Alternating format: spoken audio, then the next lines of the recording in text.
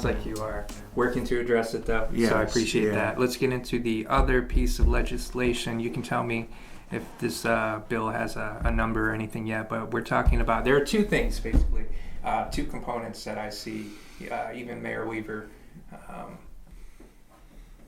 breaking this issue into. And one of them is, of course, addressing the needs right now, getting people water, getting kids tested, nutrition, things like that. The other is accountability. Yes. Accountability is not as an immediate concern, but people want it.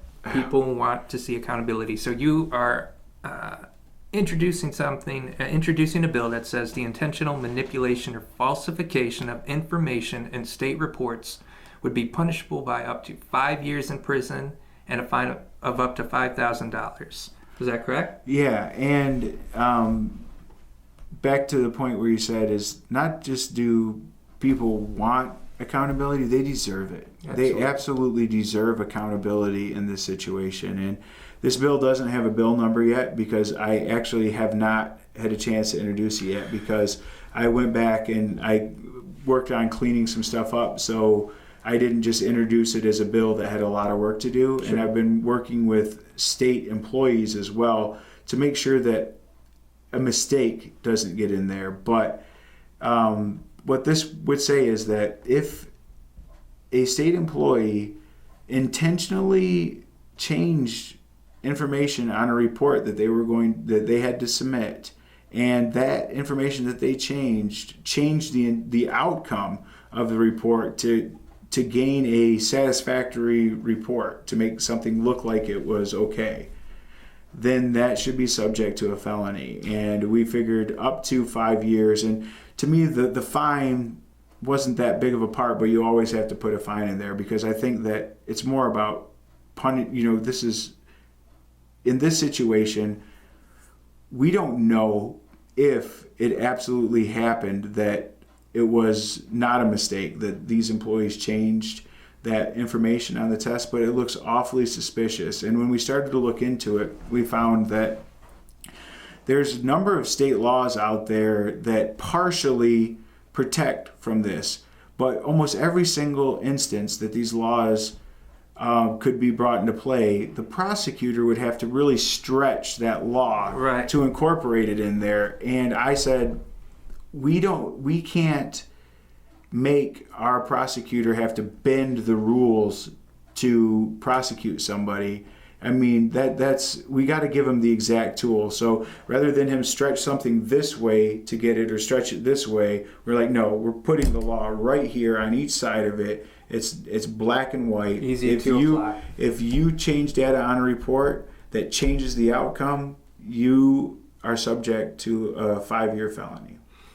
Now, I first learned about this and reached out to you a week and a half ago. And at that time, I know you were still trying to determine whether to take this to like local government, to apply it to just state level employees or all the way down to local municipalities. Have you reached any conclusions? Where does that stand? Well, me personally, I think that it should probably apply further down into local government, but I'm really going to have to work on with my colleagues on this because some of the things that we really started to realize where things could be intentional, but they didn't necessarily harm things, and you'll kind of laugh, but universities are publicly funded.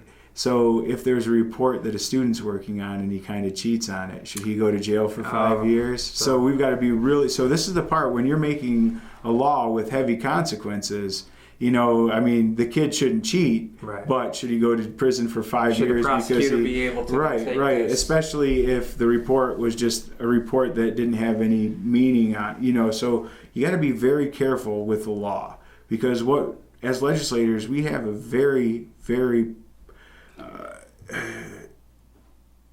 powerful scope of what we could make illegal or make it legal. So, and you said that you're basically targeting department heads looking to fudge reports. You're not trying to go after the college kids. It's Right. it's the department heads that might pressure people beneath Right. them to compromise their integrity. So Right, and that's the thing is that so it's employees too. It's the regular employees too. But if a department had told an employee to make this report look good, we're not going to go after the employee. It's the department head or the supervisor that we should go after on this, because that's you're making somebody fear losing their job if they didn't follow the order from you. So, but ultimately, the courts and the juries will have to decide on these things. But we are making the law in a way where the supervisors, if they tell the employee to do it, they're the ones that are going to go to jail. So, when do you anticipate getting this on the floor? well, on the floor and introduced are two different things, because it would still have to go through the committee process. But I currently am thinking about introducing it into the Judiciary Committee, and a Republican colleague of mine, Clint Kesto, him and I have had introductory conversations about it, and he's interested in it too. Who's he representing? So he is, it's south of here. It's like Oakland County. yeah, Orange I think it's County, Oakland Macomb. County, Oakland or Macomb. Oakland has. I was looking. Oakland has a lot of representation. So does Wayne. Yeah, it's all population based. Yeah, right. But every criminal justice bill where you make something illegal has a companion bill, which is called a sentencing guidelines bill. And I think to partner with him to help aid this get through and get support on both sides, I think he's going to introduce the sentencing guideline bill. So they run at the same time, but one Democrat, one Republican, working together. Wow, how about that? And I think that it would have a much better chance of getting passed if that happens. And we talked a little bit about it earlier this week too. So that's why I haven't introduced it yet, because I would really like that to happen. So introducing a bill is one thing, getting it passed is a whole different game.